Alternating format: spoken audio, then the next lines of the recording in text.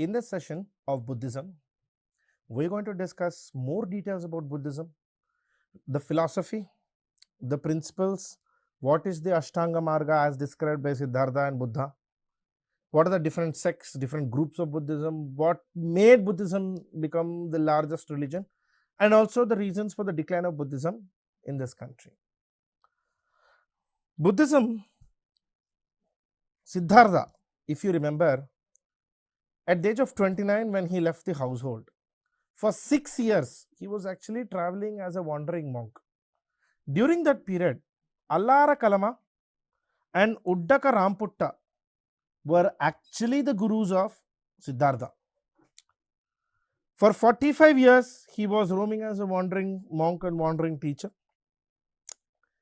After his salvation, after his enlightenment, Buddha was also the first, and Buddha himself created the first Sangha.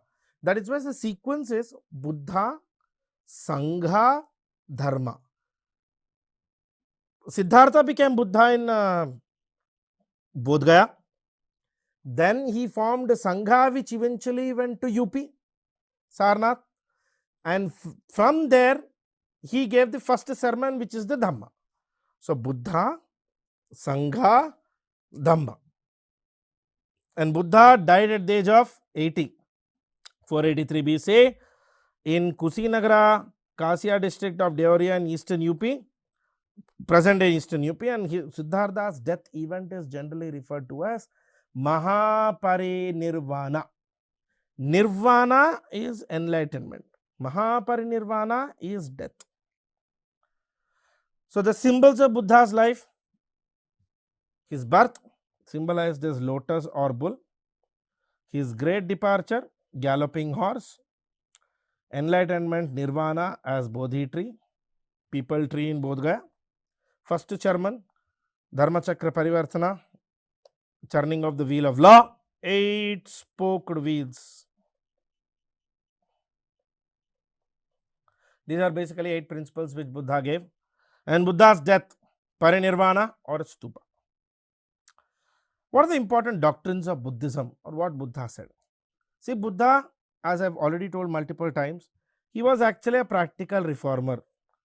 Buddha tried to solve the problems of the day rather than talking about metaphysics and universe and purpose of life and world and earth and astronomy.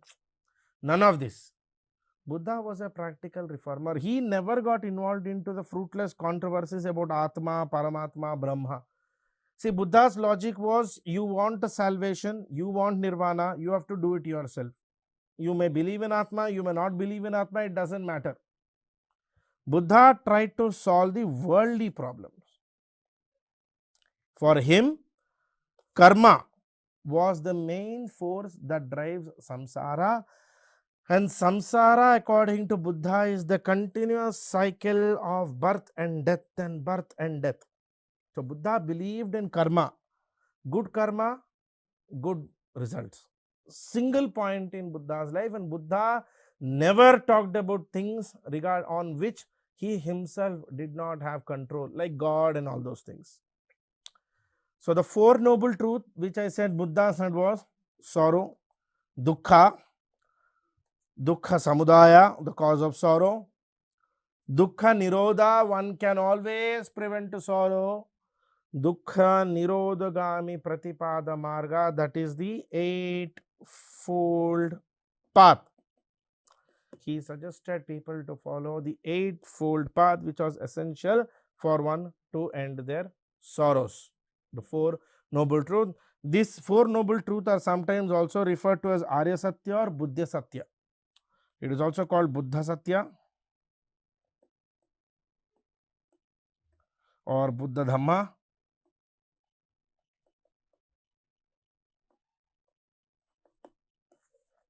or Arya Satya, the 4 noble truths.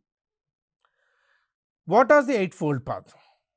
He gave simple 8 rules: right livelihood,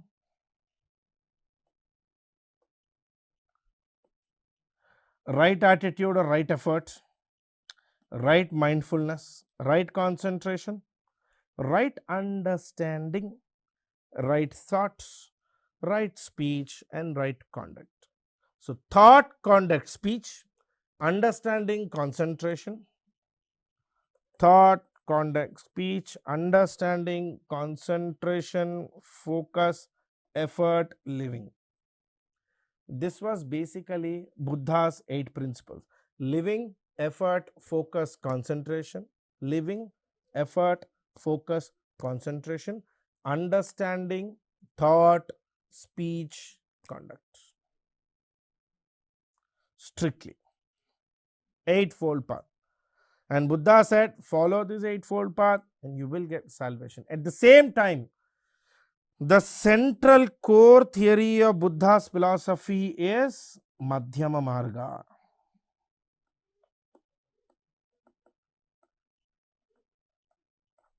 Buddhism avoids extremities of anything. No extreme self-indulgence, no extreme self-mortification. Basically, self-mortification means completely giving up everything, tyaga everything, not to get involved into anything.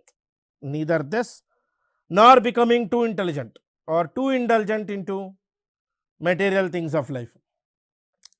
The striving for salvation, according to Buddha, requires the performance of silas or moralities.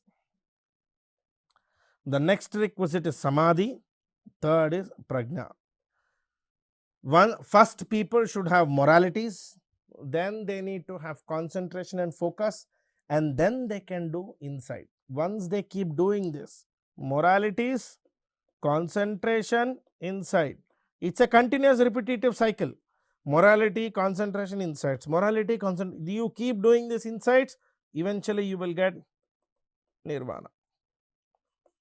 And since this has to be done by individual people themselves, that is why Buddhism is also called Shramana tradition. Neither God can help you in this, neither Deva can help you in this. You believe in God, you still have to do it yourself. You don't believe in God, you still have to do it yourself. That is why Buddha emphasizes, Buddhism itself emphasizes on the law of karma. Buddha outright rejected the authority of Vedas. Rejecting the authority of Veda basically means Buddha doesn't believe that Vedas are ultimate truth. So he says Vedas needs to be understood from the perspective. At the same time, historians have called Buddha as an agnostic or agnostic. The reason being, Buddha neither rejects the concept of God, neither accepts the concept of God. In fact, Buddha doesn't discuss the concept of God. So he leaves it totally to his followers. If they want to follow a God, their choice. If they don't want to follow a God, still their choice. Contrary to many other religions, in Buddhism, there is no theory of God. Neither accepts it nor rejects it. Always in prelims, they'll keep asking this. And for Buddha, all things in the world are transient and corollary, means everything is connected. So, for example, if something is happening to you, it was previously connected to something in the past and it is going to be connected to something in the future. And every state in Buddhism is essentially temporary, means happiness is a temporary state. It's eventually going to transform into something else. So Buddhism believes that nothing is permanent. Everything is liable to change, stage after stage. While Buddha was alive only, Buddha created Sangha. If you remember, I told this. Sangha had 2 types of people. The Bhikshukus or Shramanas, these are the monks. And then the Upasakas. Upasakas are lay worshippers and lay followers. The Bhikshukus are the monks. Bhikshukus are the ones who are organized into a Sangha or a group. Okay, the Bhikshus. The membership of Sangha was open to all persons, male and female above the age of 15, and those who are free from leprosy, consumption, because means alcoholic people, and other infectious diseases, except those who suffer from leprosy, consumption, or from other infectious diseases. Generally, they were permitted to be members of a Buddhist Sangha. Also, persons who were in the service of the king previously, or those who were completely in debt, or those who are categorized as robbers, they were also refused admission into Sangha. Means those in for king servants, those who were debt laden, and those who are also called robbers. These people were generally avoided from being part of Sangha. And as such, remember, Sangha had no caste restrictions, no gender restrictions, no class restrictions. And many Sanghas even had none, women monks. Eventually, slowly, many of these Buddhist Sanghas during 7th, by the time of 7th, 8th century, many of these Buddhist Sanghas had become into academic centers or universities. Every Buddhist monk has to be a Shramana. Shramana means self-working. So, a monk has to earn his own bread. A monk has to work for himself. A new person who wants to join the Sangha has to shave his head, put a yellow robe. Yellow robe is in Pali, it's also called Pundru. Remember, Buddhism's main language is Pali, old Prakrit. And every person who wants to be a member of Sangha has to shave his head, wear a yellow robe called Pundru, and take an oath of fidelity to the Triratnas, the three principles of Buddhism. And Sangha was generally governed on democratic lines, means majority rule, and was empowered to force discipline by one president, elected member. Sangha Parinayaka. Every Sangha had a chairman called the Sangha Parinayaka. And these Sangha meetings used to form resolutions known as Gnapati by writing their voting details on wooden sticks called salakas. They used to write in wooden sticks and shake them. So, whichever stick follows, majority of the stick which follows, that approves the voting. It used to be like this. No assembly was valid unless 10 members or 10 monks were present. This is basically the concept of quorum. Women, novices. Novices means new members of the Sangha were not entitled to vote, or they wouldn't come under quorum. So, only male monks and senior members were permitted to vote. But for becoming a member of Sangha, there was no restrictions. Okay. After Buddha's death, there were 4 meetings happened, known as Buddhist Councils. The first Buddhist Council happened at Rajagriha, Sattapani cave, under the patronship of Ajatashatru. Chairman was Mahakashyapa. This is where Buddhist doctrines, the books, Vinaya-Pitaka started to get written. The second council happened in Vaishali state under the patronship of Kala Ashoka of Shishnagara dynasty, Sabhakami. First split in Buddhism. Theravada in Mahasangika Buddhism. In 250 BC, in Patliputra, greatest Sangha, greatest council, Ashoka's council, happened under Moggalipura, where Buddhism started to spread abroad. I told in the beginning that Ashoka started to spread Buddhism abroad. And in 72 AD, the latest Sangha under Kanishka at Kundalavana in Kashmir, under the chairmanship of Guru Vasumitra and later Ashwaghosha. This is where Buddhism split into Hinayana, Mahayana. Now, these 2 words you hear a lot when you read about Buddhism. Always remember, in Buddhism, there are 2 sects today. In Buddhism, there are 2 groups.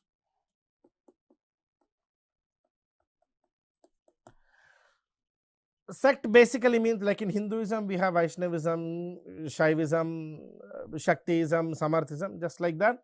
Hinayana, Mahayana. In Buddhism, a yana means a vehicle. Hinayana lesser vehicle, Mahayana greater vehicle.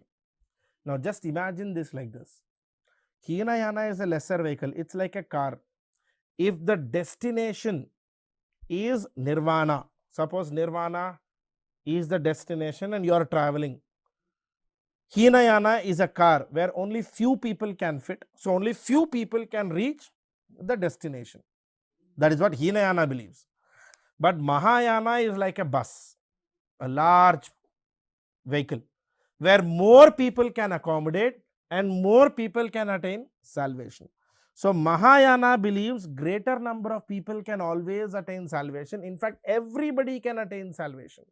But Hinayana says only few who are worthy can attain salvation. Okay. So here when we say vehicle, we are basically talking about Buddha's teachings.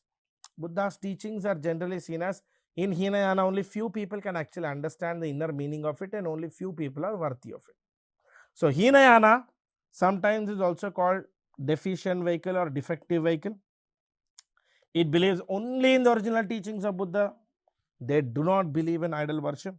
They only believe in representation of Buddha.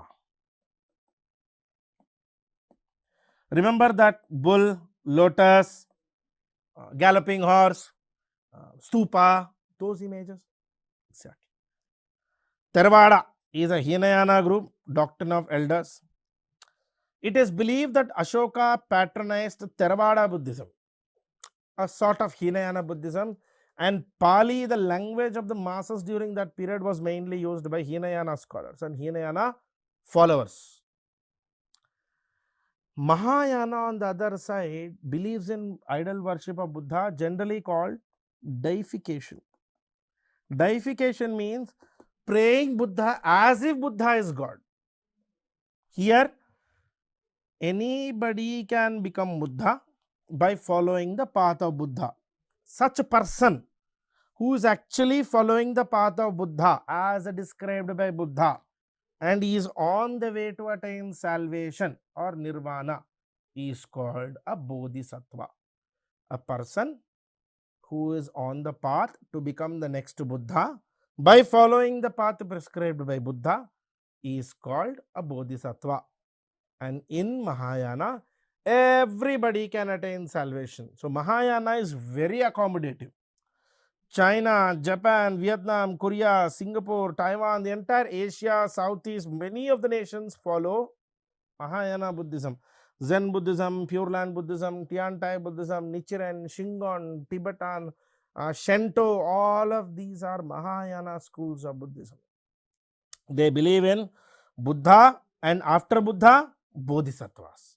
That people who are going to be the next Buddha. In terms of literature, Buddhist literature is categorized into two types: canonical and non-canonical. This is a word which you will listen a lot. Canonical basically means those books which must be read and must be understood as they are. You are not supposed to reinterpret them. Canonical books are something like Vedas in Hinduism. Main canonical literature of Buddhism is Vinaya-pitaka, Sutta-pitaka, Abhidhamma-pitaka, the Tripitakas. These are written, you are supposed to follow. Remember, all Buddhist literature, canonical, non-canonical, majority of them is written in Pali. Buddhism was actually spread in the language of Pali. Vinaya-pitaka is actually a book which gives rules for monks.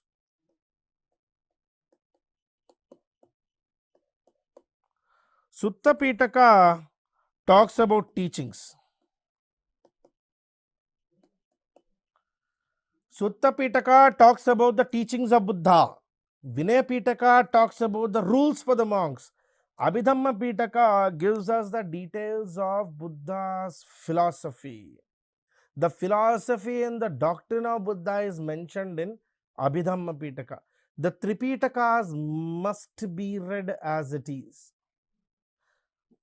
All schools of Buddhism, however, definitely believe that the Tripitakas do not directly represent Buddha's words by himself, because Tripitakas were compiled only after the death of Buddha in the 4 councils from 483 BC to 72 AD. Tripitakas were basically compiled only after the death of Buddha. They were not part of Buddha's discourses themselves. Okay.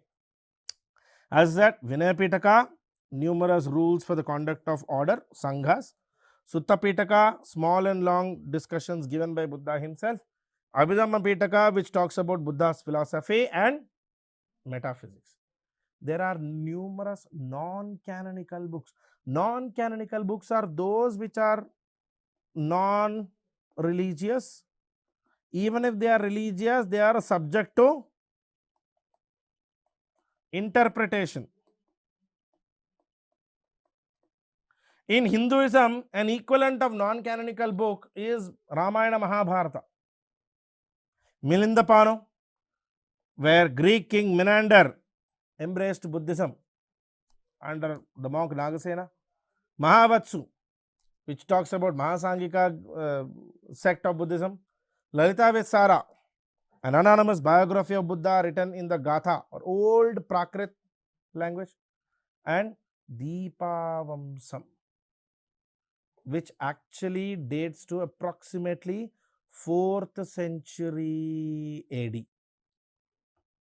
𝗪𝗪𝗪𝗪, an anonymous biography of Buddha written in old Sanskritized Prakrit, okay, called the Gatha style of Prakrit. And 𝗂𝗶𝗻𝗁, one of the oldest historical records of Sri Lanka. Oldest historical records of Sri Lanka. Okay. Now, how did Buddhism expand and develop? Ashoka is one king who can be given the maximum credit for not only spreading Buddhism but also taking great efforts to spreading Buddhism outside its land of origin. For example, spreading the Buddha Dharma. In fact, Ashoka sent missionaries not only to South India but also to Sri Lanka, Burma and other countries. Ashoka sent his 2 children, Mahendra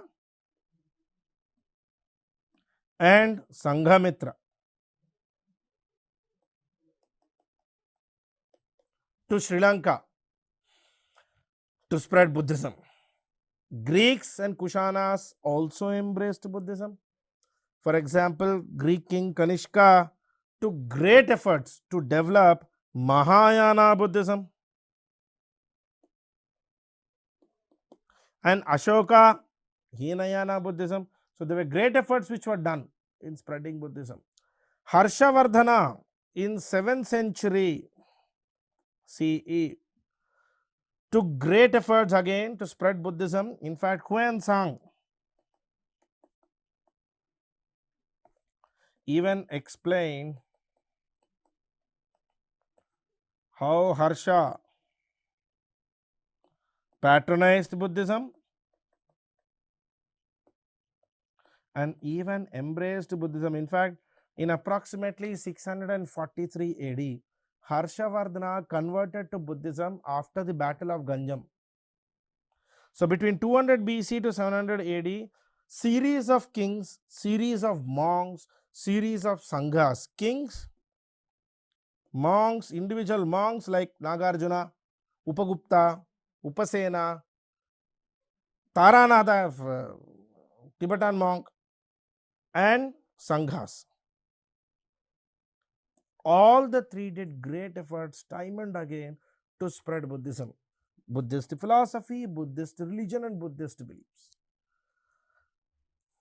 A quick overview of what are the factors which led to the rise of Buddhism.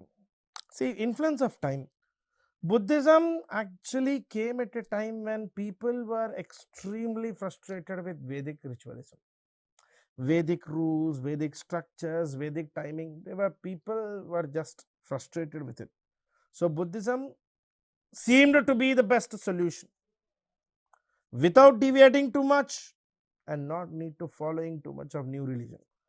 And Buddhism had very simple doctrines. There was no metaphysics, no talking about gods and atmas and paramatmas. Buddhism was quite understandable. It was firstly explained in Pali, which was actually the language of the common people, because Sanskrit was the language of the elite. Pali was what majority spoke. It was easy to understand. And as a language also, Buddhism kept it quite simple. It never got into metaphysical stuff, more complicated stuff. And Buddha himself as a personality is a great contributor to Buddhism, because I told you he was a practicalist. He only tried to solve those problems which were understandable to the common people and solvable in the first place.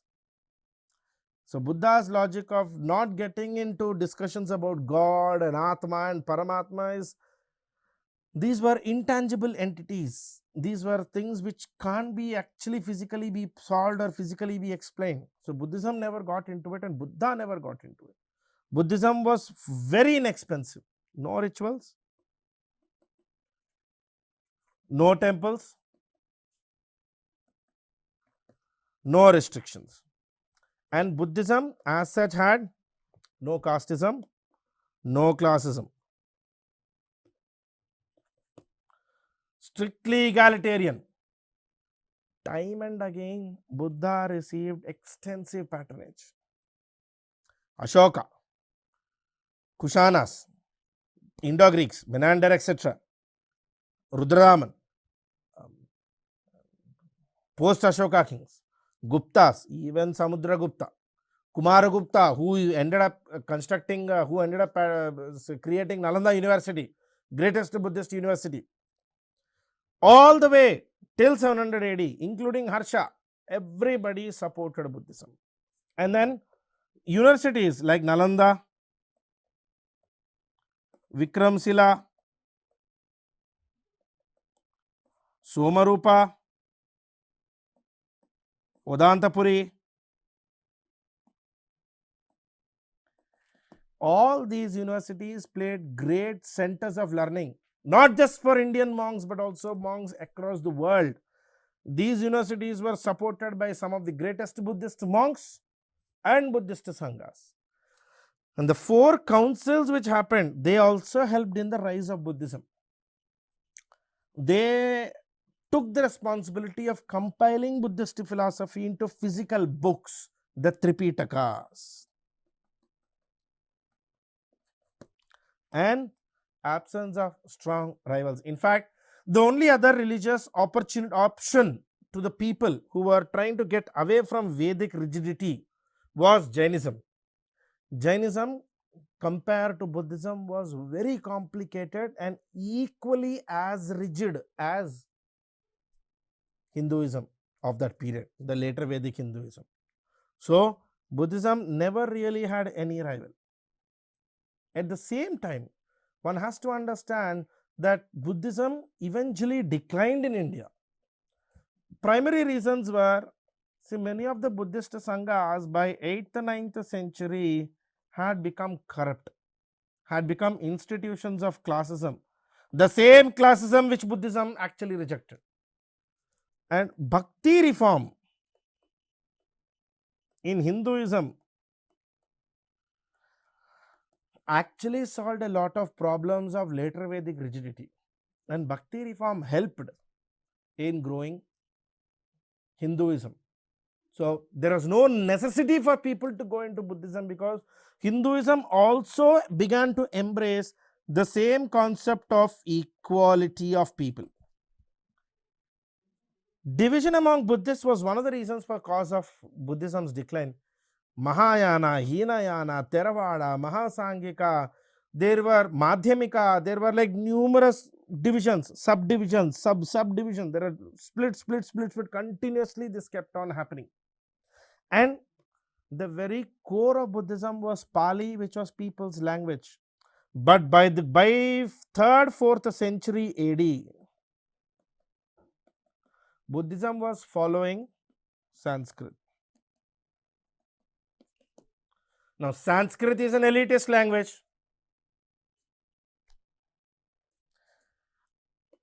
Guptas, Rashtrakutas, Cholas, they all encouraged Brahmanism. After Gupta period, we don't see that many supporters.